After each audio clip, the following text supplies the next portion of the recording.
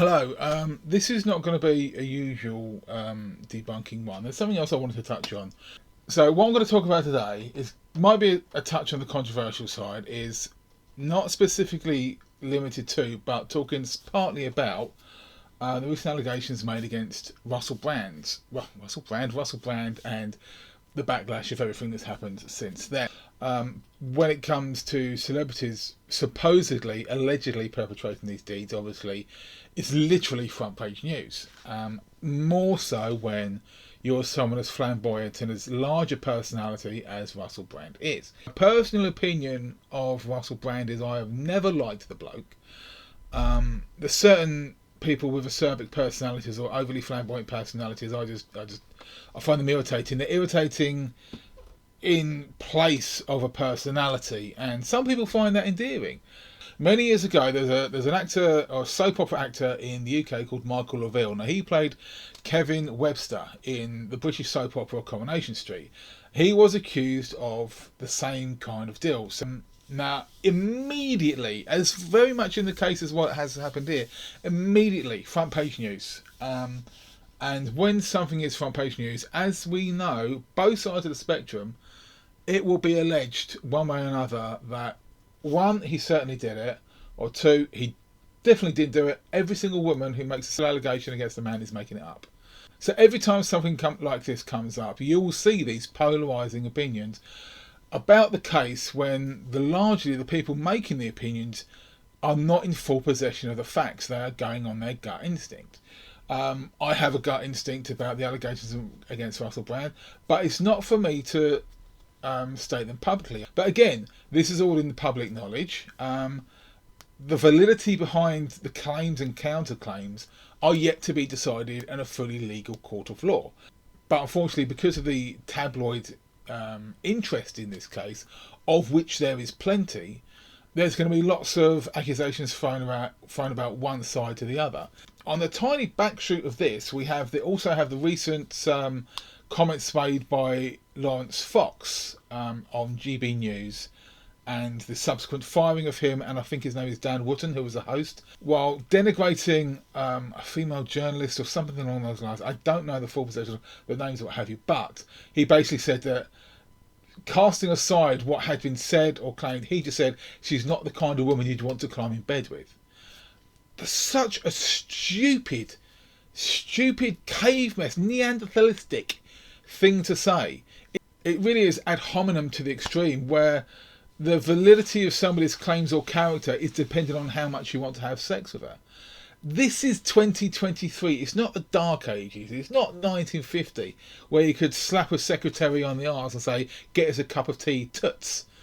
We're supposed to be a more mature and enlightened age, and yet you have some people who will quite happily say things along these lines and expect to get away with it. And then the flip side of that is, of course, Dan Wootton has also been fired because he didn't do anything about it. So going back to Russell Brand, now an accusation is made. The accused has the right to answer the accusations in whatever way they see fit. Of course, marking their words or reserving what they have to say. I strongly deny these allegations, and these will be borne out in the full sequence of time, and the truth will be brought to bear. Fair enough. Thank you very much for your time. Goodbye. And you can leave it at that. And any lawyer in the country would say, leave it at that. But there are certain personalities, Mr. Brand included, and several others I can mention, who can't leave it there. And I thank you very much for your support and for questioning the information that you've been presented with. The Trusted News Initiative is a collaboration between big tech and legacy media organisations to target, control, choke and shut down independent media organisations like this one. So, of course, we have the ad hominem, the shooting the messenger. Don't believe the media. Don't believe the MSM, the mainstream media, because they're all conspiring together against you. Now, the thing with Russell Brand is, as I know, I am very, very British. My history or my knowledge of Russell Brand goes back many, many years. All the clips that are resurfacing of him acting semi-inappropriately towards female co-hosts and things like that. These are things like I remember from my youth, my teenage years. That's how old he is, unfortunately. But at the time, again, it's the old adage, this was seemed okay at the time. At the time, it was just who he was. But at the time, there's a very good chance that his actions towards women weren't exactly welcomed. And it wasn't just a bit of slap and tickle, and it wasn't just a little bit of fun. But it has to be said that quite recently, I say recently, in the last few years, Russell has sort of reinvented himself as this political paragon of this person who is speaking the ultimate truth. Going on the Bill Maher show with his sheets of paper and saying things like, the COVID pharmaceutical companies are making so much money while we were being told to stay in lockdown and things along those lines. The pandemic created at least 40 new big pharma billionaires. Pharmaceutical corporations like Moderna and Pfizer made $1,000 of profit every second from the COVID-19 vaccine. More than two-thirds of Congress received campaign funding from pharmaceutical companies in the 2020 election. Pfizer chairman Albert Bourla told Time magazine in July 2020 that his company was developing a COVID vaccine for the good of humanity, not for money. And of course, Pfizer made $100 billion in profit in 2022. And may I just mention, finally, and this is also a fact, that the American public, funded the development of that. The German public funded the BioNTech vaccine. When it came to the profits, they took the profits. When it came to the funding, you paid for the funding. It's difficult not to... But I will just add one thing. It is possible that these are greedy capitalists who made a lot of money, and also there are a lot of people who did need the vaccine. Yes. There are a lot of people who did need the vaccine. I never wanted to be told I was one of them who had to take it. But there are lots of people who needed that vaccine and would be dead without it. All of this information, and it's evidenced by the fact that Russell is reading from pieces of paper he's printed out, this information is freely available. Anybody can look it up. It's all a matter of public record. If it wasn't, I dare say Russell wouldn't have got his hands on it. So he's reinvented himself as being like the purveyor of the ultimate truth. And so he's given himself a kind of shield. Now, I'm not saying this is deliberate, but it's quite telling, in my opinion, that this is fairly recent, and the Me Too movement is also fairly recent in recent memory. I think I populate farc.com, which is a news aggregator website, and I comment on there from time to time. I go under my previous moniker of Stance, named after Ray Stance from Ghostbusters. And in the comment section of an article surrounding this story, somebody mentioned the fact that Russell Brand slid so slowly to the right that he would be protected from allegations should any come forward, which is a very cynical way of looking at it. But looking at the reaction that is being fostered on any news article or Facebook post about this, it's quite clear in the minds of everybody commenting that Russell is only being silenced because of his right-wing views. All these women are making up, and they're only coming forward now to shut him up because he's saying the things that the government doesn't want anybody to hear. Again, this is all public knowledge if you know where to look. He's not saying anything that isn't freely available out there. Some of the people coming out in support of Russell are notable names such as Alex Jones, who said that the Sandy Hook shootings were fake. Tucker Carlson, formerly of Fox News, who was fired. I believe there was some mention of sexual impropriety there. Joe Rogan, less said about that the better. Who else was there? There's a quite well-known baldy bloke, hangs around with a sword, got a brother, tried to troll Greta Thunberg and just really shot back in his face, which was hilarious. Yes, of course, I'm talking about Andrew Tate. If you've got Andrew Tate on your side defending you, you know you're in a bad place. But all these people seem to have in common is as soon as they're accused of something, not necessarily all of them, I'm not talking everybody on that list, but certainly one or two, is they will rail against what they call the mainstream media, or MSM, which is these days has become kind of a, a boogeyman, a scary monster. But going back to what I said earlier, the normal response would be, right, I strongly deny these allegations, so we'll see how it pans out in a court of law. Leave it at that, move on. What you don't then go ahead and do is spend another 20 minutes railing against the mainstream media, or what you call the MSM. The stories can't possibly be true because it's the mainstream media that reported on them. And it's not just Russell. You look at people like Andrew Tate, you look at people like Donald Trump, who has said that if he were to be elected into office, he would attempt to shut down every news outlet that wasn't on his side, which is basically everybody except Fox News and Newsmax, and probably GB News over on this side of the pond. So while they're rallying against what they call the biased media, biased against them in particular, what they actually want is something like an authoritarian news system where there's only one type of news being reported, and that's in favour of the person being accused, or the person who's the supposed figurehead of this movement. Can we talk about North Korea and China? If you have a news outlet which you are basically in control of, and you control the media, and you control what they say, that is a totalitarian regime which you guys are supposed to be against.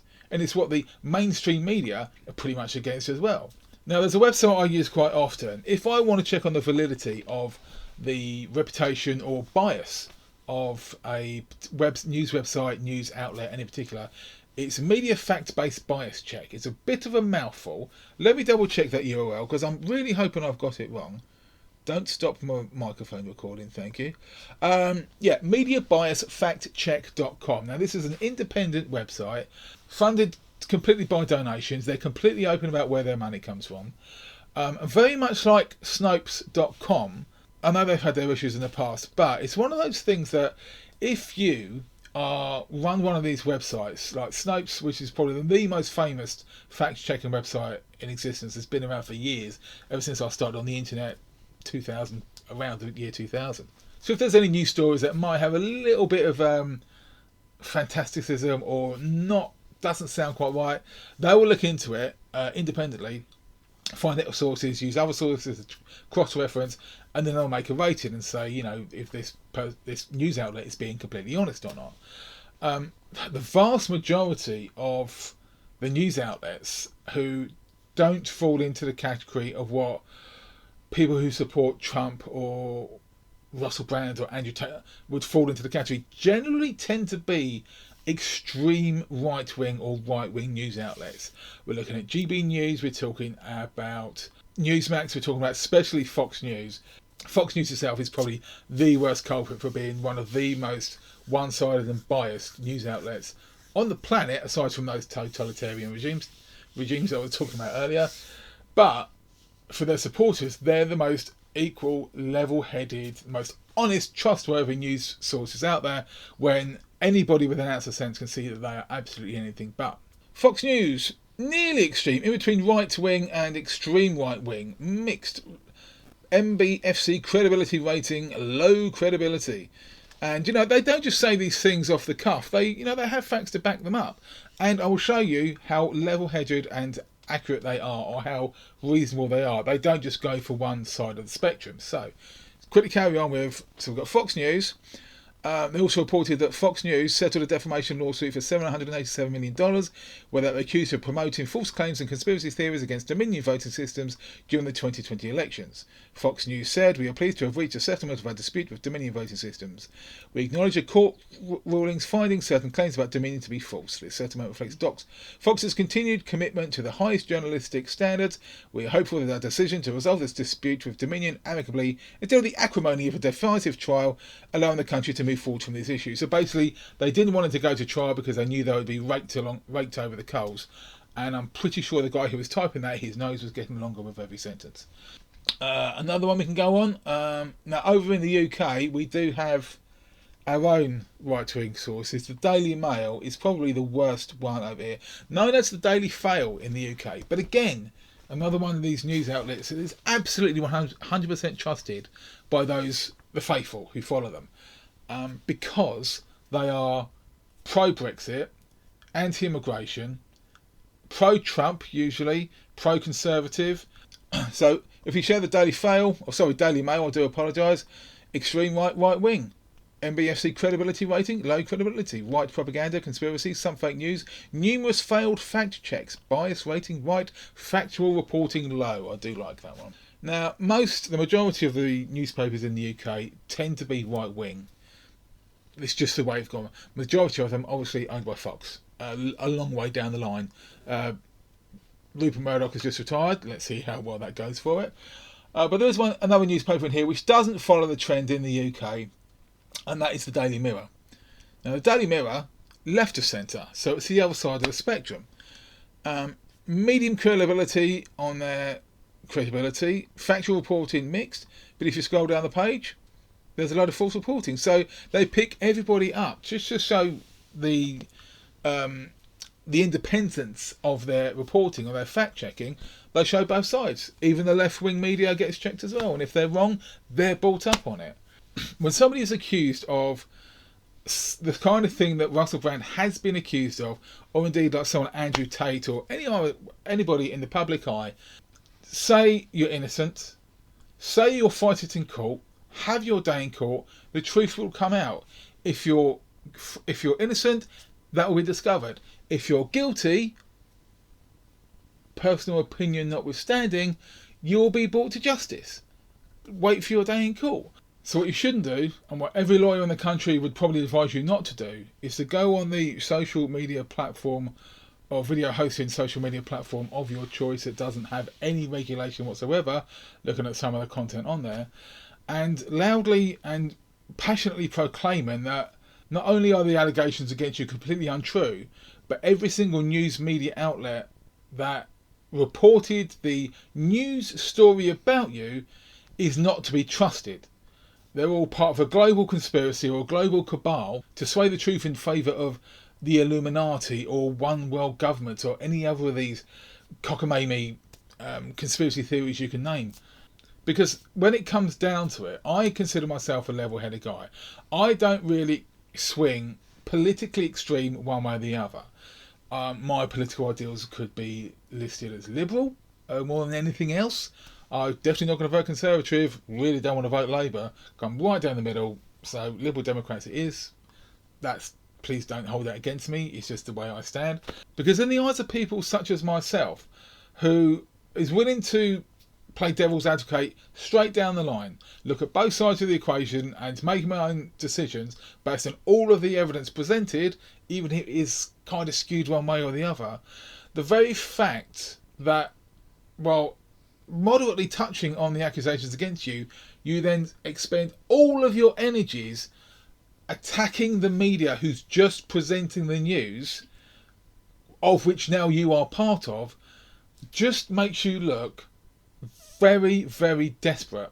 Okay, so this one's been a bit of a mess one, this one. I'll do the best as I can to clean this up in editing, because I think I had a few threads there I just completely went off on. But I will finish up this video. I'm sorry it's been a bit more serious, this one, but I just had to get this one off my chest. I know it's not my normal subject, but I just had to, get this one out. One thing about this case, or one thing about this situation, and like I said, I have seen it before from the previous President of the United States, from Andrew Tate and all these other people. It just fits into a niche where instead of being, to use the word respectful of the accusations, that's a very weird way of putting it, but being solemn and humble, saying, okay, these accusations have come out against me, I deny them or whatever, we're going to see how it's going to get played out, to then go on to attack every possible media outlet that isn't on your side, really doesn't make you look good. There's no other way of putting that. You're gonna get the support of the kind of people who already support you, and they're not the kind of people who are going to be good character witnesses, because all they have to know you with is the persona that you present. And while you might have some people who will support you purely because of the persona you present, the absolute flip side of that is the people who, because of the persona you present, know absolutely 100% you absolutely did it. So a lot of people, myself included, would have more respect, I've been doing that a lot today, respect for you in the midst of these accusations. If you just said, yeah, I deny these accusations, let's go to court. For you to follow up by attacking every news outlet that has reported anything bad against you, down that road Trump lies. And that is where you lose all credibility in the eyes of an amazingly large amount of people. And while you're not the type of person to keep quiet, it really would have been better for you and the ongoing cases if you just kept your mouth shut. Okay, that will do for this one. Apologies for the serious tone. Apologies I wasn't on last week. I had a personal weekend with the boys. It was all good.